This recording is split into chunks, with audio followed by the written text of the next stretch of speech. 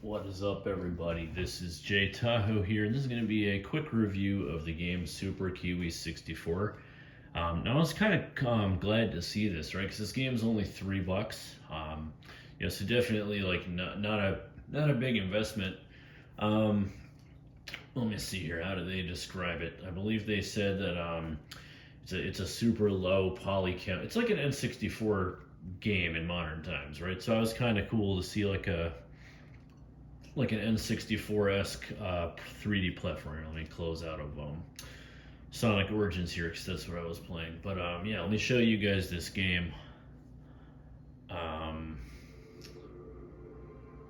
right, software update. I'll do that. Oh, it's for my TV actually. Right. Well, we'll deal with that later. So here's the loading screen.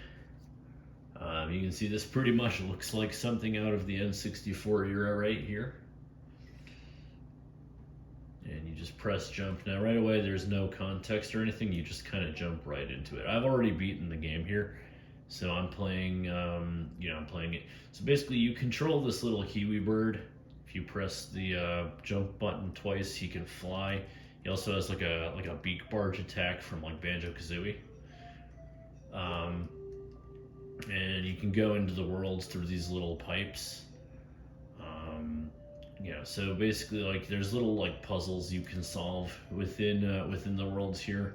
What really kind of gets me about this game is that there's no real enemies. There's like these little mummy guys sometimes, but that's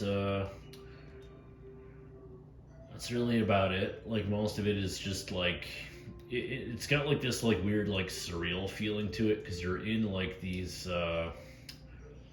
worlds just kind of by yourself, not interacting with much. There's no boss fights or anything. It kind of feels like it's an unfinished game. You also don't really know the context. This is the only NPC, and he just, I guess you're stranded somewhere. Now, what I do like is there are some really cool level designs here. Here's a desert. I don't know if you can hear the music, but it's pretty like chill and laid back, which is kind of cool.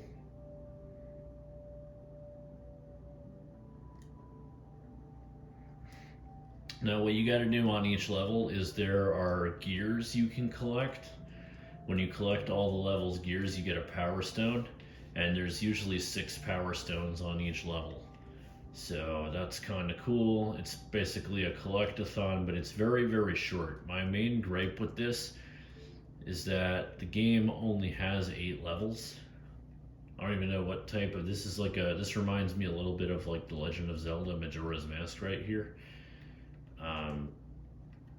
And like you have to solve the puzzles, and there's a couple of traps. It's very hard to die in this game. It's not very difficult.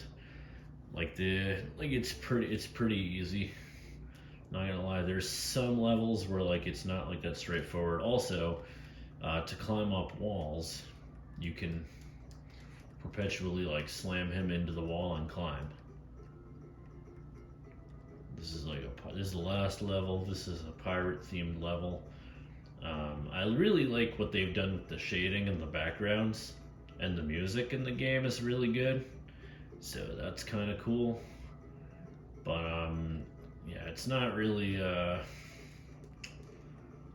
complete game. It only has 8 worlds, and you'll find yourself kind of beating the game in probably like 30-40 minutes the first time.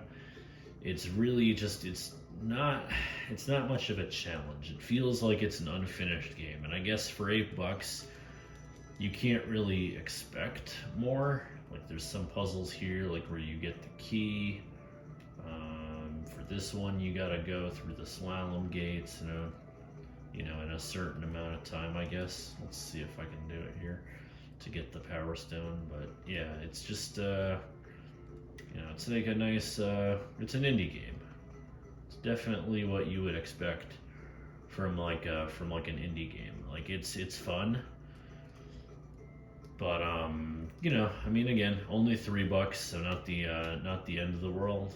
But it's just I don't know. I feel like it's a tease. Like they could definitely do something with this and make this into like a full-fledged game. There's definitely potential here. I like the level design. There's not like extraordinary glitches, at least that I've found yet.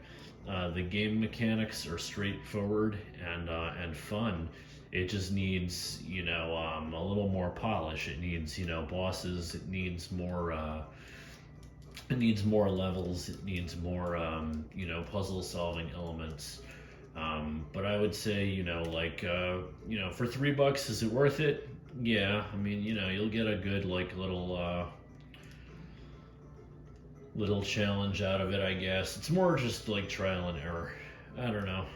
But I was kind of, like, I would love to see like a full-fledged game of like this style, like an N64 era, platformer come out. So that's kind of what it is. Then when you're done, you just get right into the plane, and spoilers. I'm sure nobody's talking about spoilers from this little game here, but yeah, this is I already beat the game, so it definitely lacks content, to say the least, but it's fun. So if $3 ain't that big of a deal to you, I guess give it a try. It's kind of cool for an indie game. But those are my thoughts on Super Kiwi 64, and would love to see a full game. So thank you, Marcus Horn, and that's my thoughts on it, and I will see you guys next time. Bye, everyone.